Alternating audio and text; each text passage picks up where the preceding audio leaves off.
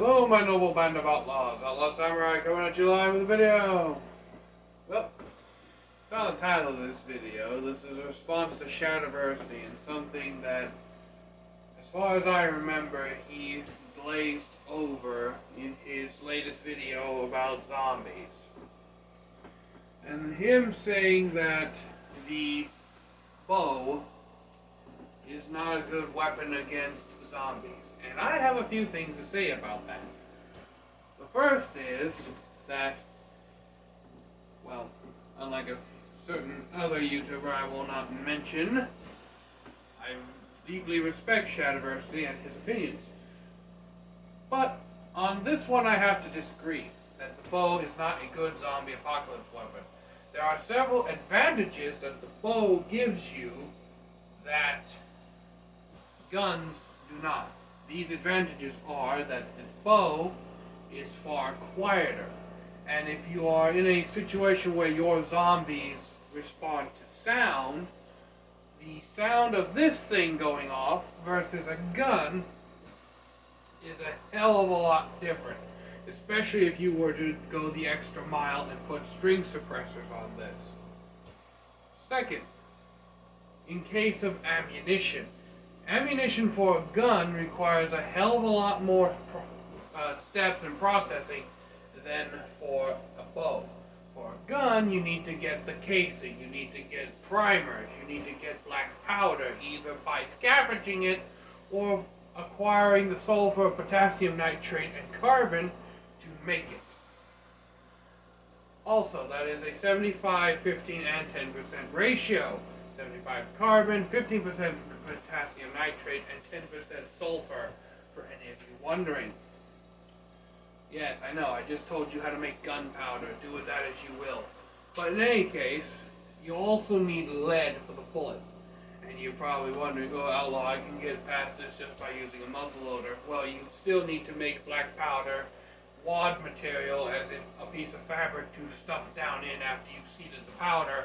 And then you'd still need to acquire some kind of lead ball or lead bullet to ram down into the bottom of the barrel, and then you'd only have one shot. So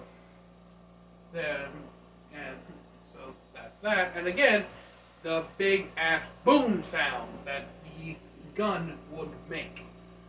Second advantage of which brings me to the second advantage, and that is ammunition for a bow is far easier to obtain. All you basically need for a bow ammunition or an arrow is a stick with feathers and a tip. Okay? A stick of relatively good straightness, a bit of rigidity, and some kind of metal or stone tip. Depends on what you have available. And feathers, which, let's be honest, if you come across, let's just say, like in your specific zombie scenario, that the zombie virus does not affect animals, and you come across a turkey, and you kill a turkey, the entirety of that turkey's tail feathers, wing feathers, by the way, can be plucked and used for fletching. The tail feathers are actually the best to be used for fletching because they're the stiffest. But if you can't use if for whatever reason the tail feathers are fucked beyond use, you can also use the wing feathers. That would be your second best bet. And if the wing feathers are screwed up, you're going to have to kind of make do with the breast feathers, or the feathers that incorporate the rest of the body. But yeah, ammunition for this. Not to mention that this ammunition is far more readily reusable than guns. Simply, after you shoot and after you've killed all the zombies, just pluck, holster, pluck, holster, pluck, holster. So there's that. Also, a bit of a caveat here, as Shad likes to say. The type of bow that works best in a zombie apocalypse is an ambidextrous horse bow, like this Turkish bow. I know I've said this is a Mongolian bow, but according to Amazon, this is a Turkish bow. but potato, potato. It's a horse bow nonetheless. And what this means is that you have ambidextrous shooting.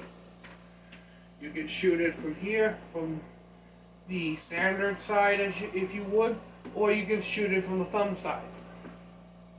And the best part is, if you are the quote-unquote archer of your survival group, and there's another one member of the group with skills on par with yours, or at least close enough to yours that you feel comfortable letting them take the long-range shooting position, and you hand them the bow, well, you can probably see why I'm leading to. What if they are left?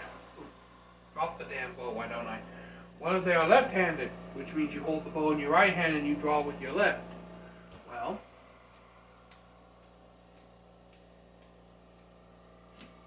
that's the glory of an ambidextrous bow. Not only can it be shot from both sides, it can accommodate a right-handed shooter, or in this case, a left-handed shooter, or a right-handed shooter. Now, second caveat is that this is not a war bow. This is a 60-pound hunting bow. We all know that Shad loves his war bows, and that's pretty much what I want to say is why he glanced over the bows like he did, because that would have been an easy 20-minute ramble of its own. The war bow segment. Now, there are some downsides to the bow. One is that it doesn't have the stopping power of a gun. And generally speaking, a bow requires a bit more training to use and be proficient with than a gun. But the trade-off here is that in a zombie apocalypse, we're not really trying to score points on an Olympic class level or target shooting class level. In a zombie apocalypse, when it comes to zombies, you're really only trying to hit something that is the size of a grapefruit, that is the size of a cantaloupe in most cases, from a distance of about 20 yards or 60 feet. Give or take. Sometimes closer, sometimes further. As long as you can consistently put an arrow into the head of a zombie, I say that is the bare minimum level of skill required to effectively use one of these in combat. Now, there's another thing that I mention, and another thing is that before the gun, bow and arrow, especially crossbow, were weapons used by a particular warrior class, and I mean assassins. And I'm not talking like fantasy where they shoot you from like when the king's parading and they shoot you from 4 rooftops over. No, what I'm talking about is like you're out in the, like you're a nobleman out in the forest. You're going on a hunt and everything, and then all of a sudden you just have an arrow streak through the woods and clock you. And this brings me to my third crucial benefit of the bow that ties into its first benefit of its quietness, and this is good for killing other survivors, assassinating another survivor. So let's just say you're on your own and you come across this group of survivors. Now, logically, if you come across a group of survivors, you don't know whether they're friend or foe. And just simply going up to them is a huge risk. Because there's no sheriff, there's nothing stopping them from just killing you and taking your gear. And vice versa, there's nothing stopping you from killing them. So you just kind of observe from the shadows, observe from the wood line. And I want you to pay close attention to how quiet this process is. Alright? Little tiny nip, which could easily be overshadowed and drowned out by big clunking boots walking through underbrush. And then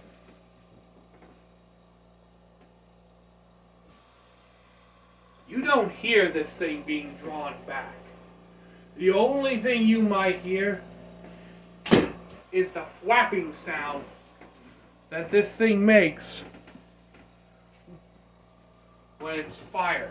And don't worry, I have a thick ass stack of cardboard right there. But as I said, you will only hear the flap as this thing is fired.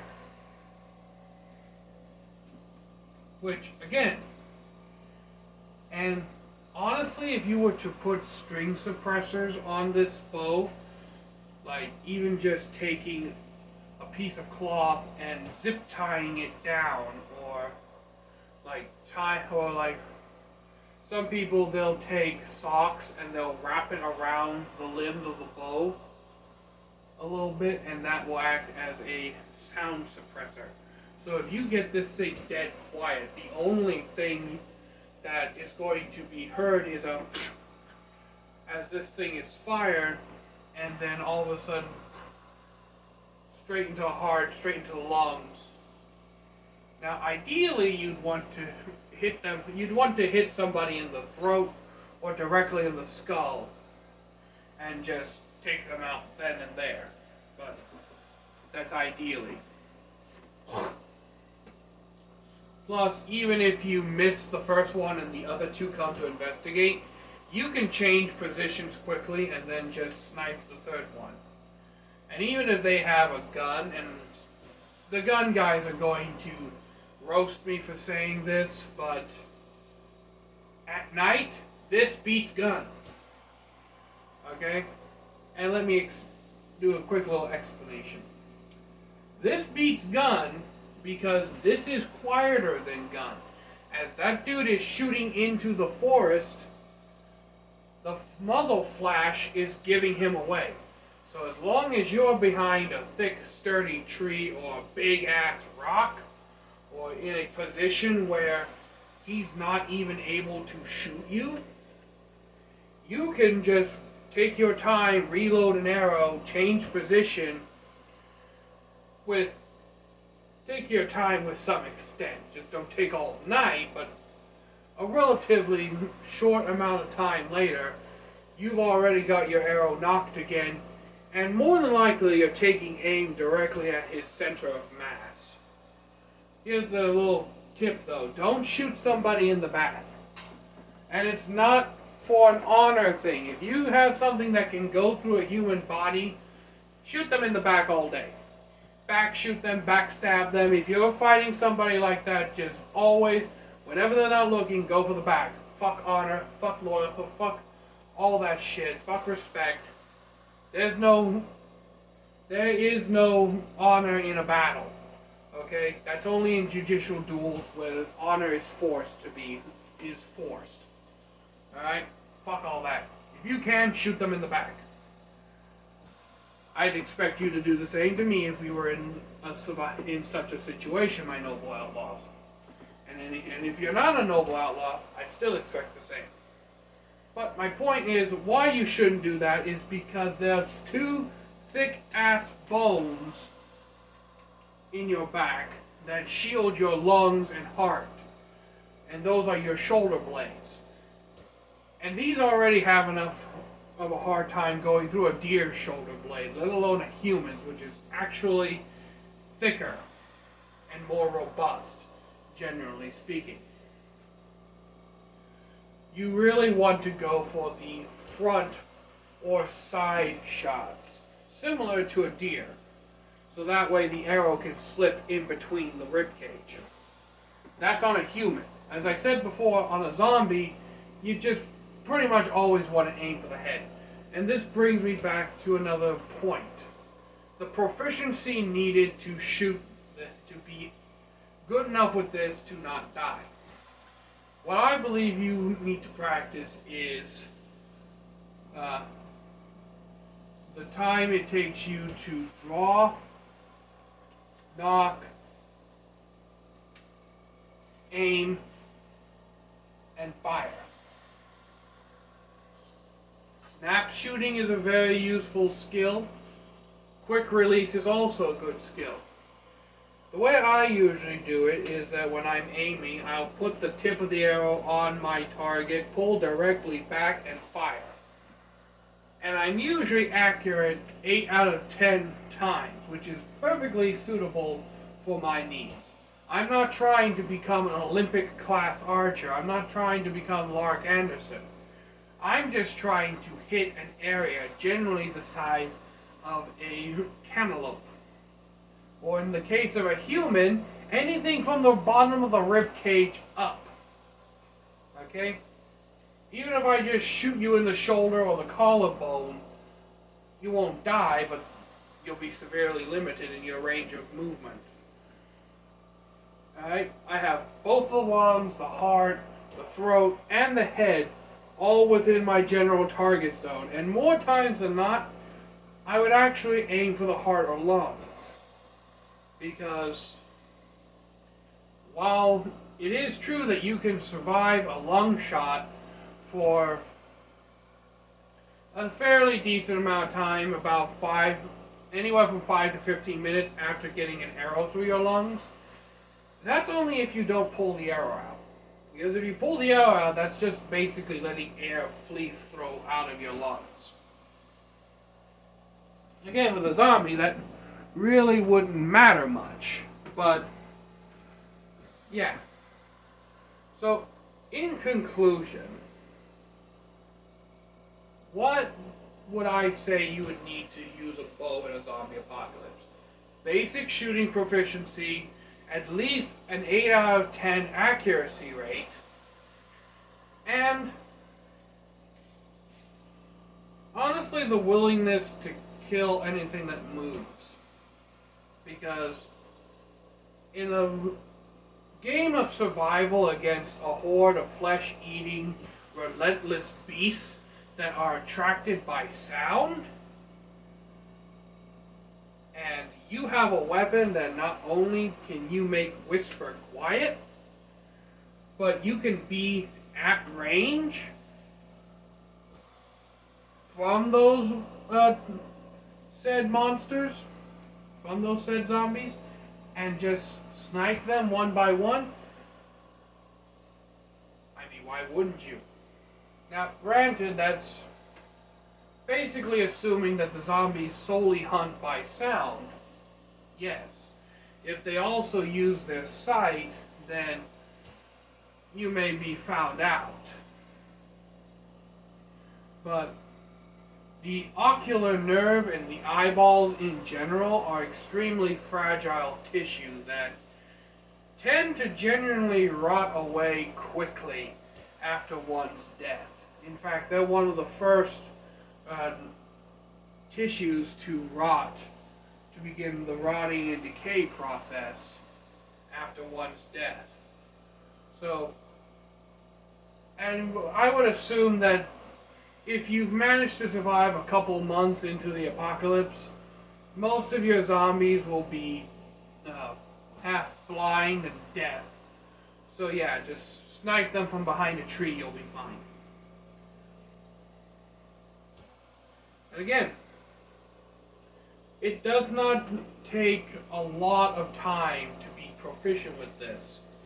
If you already have an archery background like I do, and anywhere within 20 yards, I have an 80% chance of hitting my target with this thing.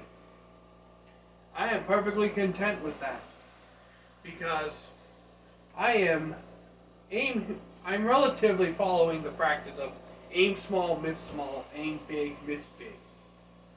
But yeah,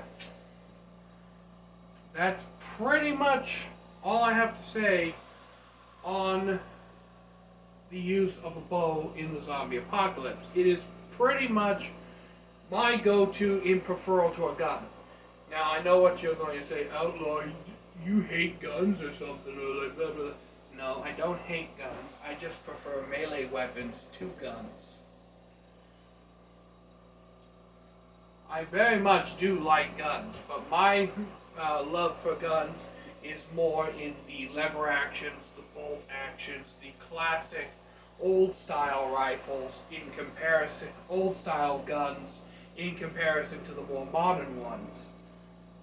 The only two modern firearms that I would own would either be a 1911 45 or a Desert Eagle, and that's mainly just because big bullet equals big stopping power, or 500 Smith & Wesson 6-shot revolver. Because again, when I shoot something, I don't want any chance of it getting back up, whether it's a zombie or a human. But yeah, at 20 minutes, I feel like I have just enough time to say one last thing. And that is arrows like these, your classic synthetic arrows. If you just rip these fletchings off and you put regular feather fletchings on to these, you can fire them off of the same bow. So if you find a treasure trove of your standard carbon fiber arrows, but they have these fletchings on them, just rip, rip, rip, and just put feathers on them, and boom, you've increased your shot total. Not to mention that arrows in general are a hell of a lot lighter than bullets. Okay? And I'm not one of those ultralight hikers by any means. I have a bushcrafting bag that weighs about 30 pounds. But even I recognize that in a zombie apocalypse you have to travel light and move fast. So if you can get your hands on carbon fiber arrows and just stick regular fletchings on them, like feathered fletchings, you can carry about 30, 40, 50 of these. Like this whole quiver of my target arrows when I shoot my compound bow probably weighs roughly about 1.5 pounds. And there's like 22 different arrows in here. So, yeah. And if I'm accurate 80% of the time, that's like roughly about 16, 18 dead zombies with arrows before I have to switch over to melee. So that equates out to either 4 or 2 zombies that I have to cut down with melee weapons before I have to begin the arduous process of picking up my arrows again. Honestly, aside from stopping power and